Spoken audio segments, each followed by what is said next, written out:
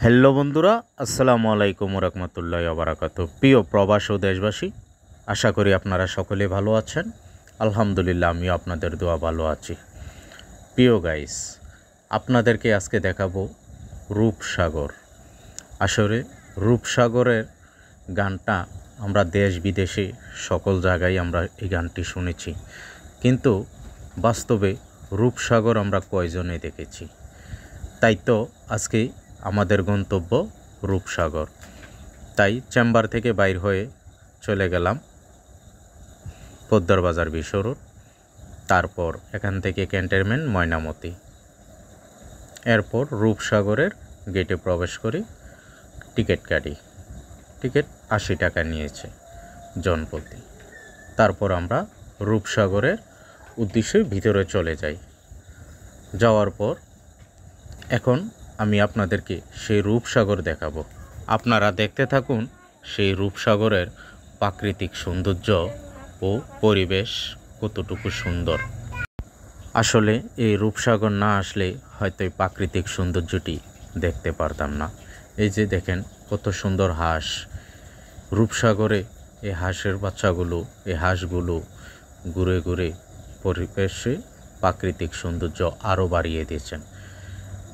এভাবে সকলের জায়গায় বসে বসে আনন্দ বিনোদন করতেছেন এবং প্রত্যেকের মতো কিছু না কিছু মডেলিং করতেছেন।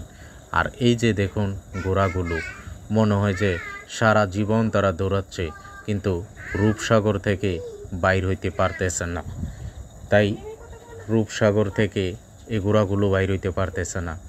এই রূপসাগরের মাঝখানে যে ঘোড়া আটকাইছে, এই আটকানোর মধ্যেই মনে হয় যে তাদের জীবন এখানেই সমাপ্তি। কারণ এই রূপসাগরের মাঝখান থেকে পাড়ি দিয়ে ঘোড়া পার হইতে পারে না, কিন্তু এই ঘোড়া পাড়ি দিয়ে অনেক কিছু জয় করতে পারে, বিশাল এলাকা জয় করতে পারে, কিন্তু সামান্য একটু রূপসাগরের মাঝ থেকে ঘোড়াগুলো যেতে পারে না। না যাওয়ার কারণ কি আপনারা বলতে পারেন? এগুলো আসলে সে অরিজিনাল ঘোড়া না, এগুলো সিমেন্ট আর বালু দিয়ে তৈরি করাই রূপসাগরের ঘোড়া। তাই তো তারা মাঝখানে আছে জোড়ায় জোড়ায়। এই ঘোড়াগুলো দেখতেই সুন্দর, রূপসাগরের সৌন্দর্য বাড়িয়ে নিয়েছে। আসলে এই রূপসাগরের প্রাকৃতিক সৌন্দর্যটা এতটুকু সুন্দর যা আসলে কল্পনার বাইরে। তাই যারাই আসতে চান এই রূপসাগরে, আপনারা প্রথমে ক্যান্টনমেন্ট চলে আসবেন। ক্যান্টনমেন্ট থেকে নাজিরা বাজারের পাশেই রূপসাগরের মেইন গেট। এই রূপসাগরের মেইন গেটে গিয়ে আপনারা ঢুকবেন, 80 টাকা করে টিকিট নেবে। তারপর আসলে এখানে ঢোকার পরে সম্পূর্ণ নিরাপত্তাভাবেই আপনি ঘুরতে পারবেন, এখানের কোনো সমস্যা নেই। কিন্তু আপনার প্রাকৃতিক যে সৌন্দর্যটা অপরূপ সুন্দর ফুটিয়ে তুলেছে। আসলে বিকেলবেলা সৌন্দর্যটা আরও বেশি সুন্দর লাগে। যদিও আসলে শুধু একমাত্র প্রাকৃতিক সৌন্দর্যটাই এখানে বেশি, এবং এখানে সবাই আসতেছেন, ঘুরে ঘুরে দেখতেছেন। বিকেলবেলার প্রাকৃতিক পরিবেশটাই এখানে ফুটে উঠেছে। তাই সবাই আসতে পারেন, আইসা দেখতে পারেন এই রূপসাগর। আসলে প্রথমে নাম শুনলেই রূপসাগর মনে হয় যে বঙ্গোপসাগর হচ্ছে মনে হয় বড় সেই রূপসাগর। কারণ বঙ্গোপসাগর এত বড় হয়েও তো তাকে নিয়ে কোনো সময় গান হয় নাই, কিন্তু রূপসাগর এতটুক হয়েও তারই নিয়ে গান হয়েছে। এই জন্য আমরা প্রথমে মনে করছি রূপসাগর মনে বঙ্গোপসাগরের চেয়েও বড়, কিন্তু বাস্তবে দেখার পরে দেখি আসলে ছোট্ট একটা পুকুরের চেয়েও ছোটো। এটাই হচ্ছে বুঝি রূপসাগর। তাই তো আমরা রূপসাগরও যদি ঘুরতে গিয়ে পুকুর দেখে আনন্দ না পাই, কিন্তু প্রাকৃতিক পরিবেশ দেখে আনন্দ পেয়েছি মন থেকে। তাই তো আমার মামাতো ভাই আমারে বলল, ভাইয়া যেহেতু 80 টাকা দিয়ে ঢুকছি, মনে করছি রূপসাগর অনেক বড়, যেহেতু 80 টাকা দিয়ে ঢুকছি, চেয়ারটার মতো কতক্ষণ কাইত তুইয়া চিতুইয়া বইয়া থাকবো, 80 টাকা পুষাইয়া নিমু। তখনও তো আমরা বসে গেলাম, বৈশা দুইজনে একটু মডেলিং করা শুরু করে দিলাম। আসলে মডেলিংটা করতে করতে করতে করতে দেখি যে কী সুন্দর, এটার ভিতরে অনেকেই ভাইয়েরা ভাবিকে নিয়ে ঢুকতেছে, বইন দুলাভাইয়ের নিয়ে, বেআইনরে নিয়ে প্রচুর পরিমাণে দেখি যে ভাই বোনেরা আসতেছেন, ঘুরতেছেন, সেলফি তুলতেছেন। কিন্তু আমরা কি করবো, দুজনের সাথে কতক্ষণ মডেলিং করলাম, মামতো ভাই আর আমি। তো এর খালি বারবার একটাই জ্বালা, 80 টাকা খরচ হয়েছে তার টিকিট, এইটা নিয়ে তার শুধু বারবার জ্বালা। কিন্তু আমি তো মোটরসাইকেলের মধ্যে তেল পুরাইয়া নিয়ে গেছি, তার এই জ্বালাটা একবারও নাই তার শরীরের মধ্যে। তার শরীরে শুধু তার টিয়াটার জ্বলাই জ্বলে, এটাই বুঝি মামতো ভাই। ওই তার শরীরের মধ্যে তো লাল জামা, এই জন্য তার জ্বলাটা বেশি। কিন্তু প্রাকৃতিক পরিবেশ আসলে অনেকটা সুন্দর লাগছে, সবচেয়ে বড় বিষয় হচ্ছে এটাই। আপনারা সবাই আসবেন, কুমিল্লার সৌন্দর্য দেখে যাবেন। তাই আপনাদেরকে যেটুকু সম্ভব হয়েছে আমি এটার মধ্যে একটু দেখানোর চেষ্টা করেছি। আসলে প্রাকৃতিক সৌন্দর্যটা সবচেয়ে বড় বিষয় হচ্ছে ফুলগুলোই এই প্রাকৃতিক সৌন্দর্যটা ঘুরে নিছেন।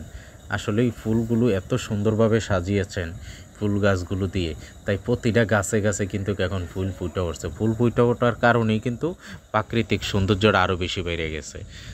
তাই আসলে ফুলে ফুলে রূপসাগর সাজিয়েছেন, সৌন্দর্য গড়ে উঠছে। তাই যখন ফুল গাছগুলো ফুল থাকে না তখন জানি না কোন পরিস্থিতি হয়, তবে এখন খুব প্রাকৃতিক পরিবেশটা খুব সুন্দর লাগছে ফুলে ফুলে। তাই তো সকলকেই রূপসাগরের এই দেখেন আপনারা কত সুন্দর ফুলে ফুলে সাজিয়েছে রূপসাগর। আসলে দেখলেই প্রাণটা জুড়িয়ে যায়, এত সুন্দর শুধু রূপসাগর। কিন্তু সাগর তো সাগর না, কুয়ার মতো। তো আসলে ফুলগুলো দেখে সুন্দর লাগছে। তাই প্রিয় গাইস, যারা নতুন তারা ফলো দিয়ে পাশে থাকবেন, এবং কে কোথায় থেকে দেখতেছেন অবশ্য কমেন্ট করে জানাবেন।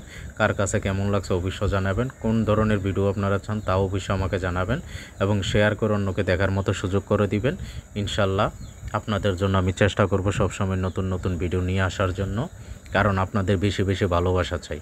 কারণ আপনাদের ভালোবাসা আছে বলেই কাজ করে উৎসাহ পাচ্ছি। আর আপনাদের আরও বেশি ভালোবাসা চাই, তাহলে আরও বেশি কাজের অগ্রগতি বেড়ে যাবে।